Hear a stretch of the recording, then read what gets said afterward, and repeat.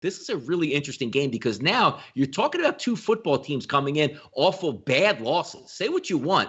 You saw the final score at the Kansas City Chiefs game when they played the the Las Vegas Raiders. It wasn't as close as that. Kansas City was outplayed thoroughly in that game, even after having a big lead. And now you take a look at the Buffalo Bills going on the road. Would you figure that, hey, you know what? This is the best case scenario to get after the Tennessee Titans and say, you haven't practiced, you're injured, you got guys missing on COVID, we're rested and ready to go. And again, going on the road is not that much of a, let's just say, quagmire now because there's no fans. They were horrendous in that game, Kyle. So now we take a look at this game. 8 out of every 10 tickets coming in. Opens up at 3.5. You're getting 4s. Kansas City is favored. I'm thinking they bounce back. I'm thinking Buffalo bounces back, gets healthy, and gets after it on Monday Night Football.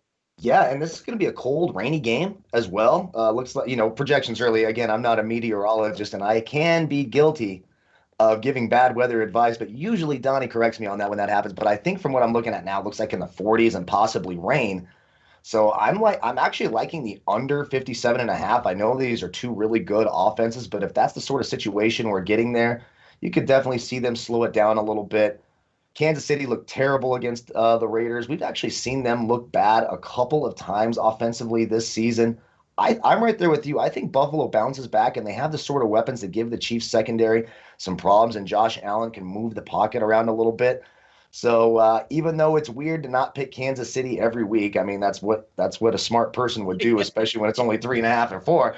I'll be the idiot and take the Buffalo Bills as well at home. And I think it's a lower scoring game than people think because of the weather. So I'll take the under points total. That's what I don't know. See, I'm seeing like 57s. How do you go under, though, in this game? Because, again, it's not 46, right? So it is 57. You do need a lot of scoring in this game, but if you're going to get John Brown back on offense, you're going to get, Zach Moss back. Both of these offenses look full goal. Obviously, I think Sammy Watkins obviously going to be out a couple weeks, but you still have speed on both sides, and neither one of these defenses have shown me any. Look at last week. Like Las Vegas went up and down the field. Tennessee with a half of offense went up and down the field. I think they could both get after it on turf as long as we don't get rain or, 15-mile-an-hour winds, which doesn't look like that could be the case. I think they go up and down team totals on both sides to me will be in play in this game.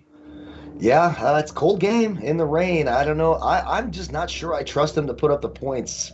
Now, we kind of talked about this before the show. Rooting for the under just absolutely sucks, right? And we see it just it does. It sucks. It sucks rooting for the under. By the way, if you take an under, do you even watch the game or just go out and check the score later? Because it's got to be pain. Yeah. It's just pain. I try to fall asleep or just drink myself to sleep because I hate the whole scenario. It's absolutely terrible, but I'm just a little bit worried about the colder weather and the rain. If it's, 40s and rain, that's a tough scenario for a lot of points. You could see them, hesitating to kick field goals, even though the Chiefs have one of the better kickers in the league. You could see less field goals being taken and maybe more risks on 4th down.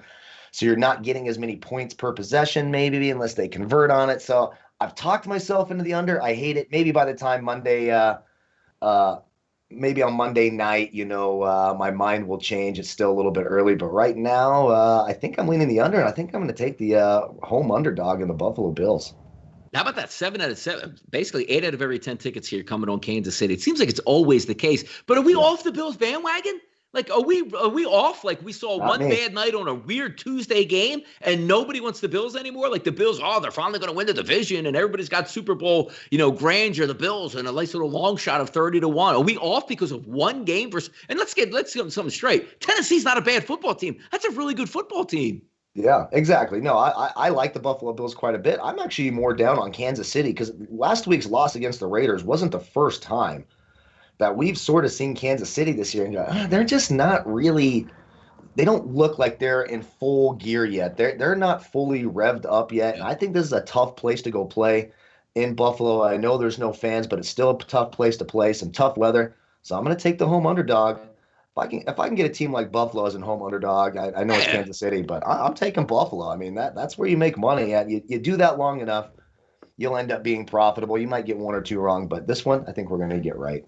Yeah, come on, Governor Cuomo, open up this. Let Bills Mafia get in there. Let's get 65,000 of Bills Mafia in there to rock that stadium, throw people through desks and tables and chairs. Let's get after it. I'm excited because again,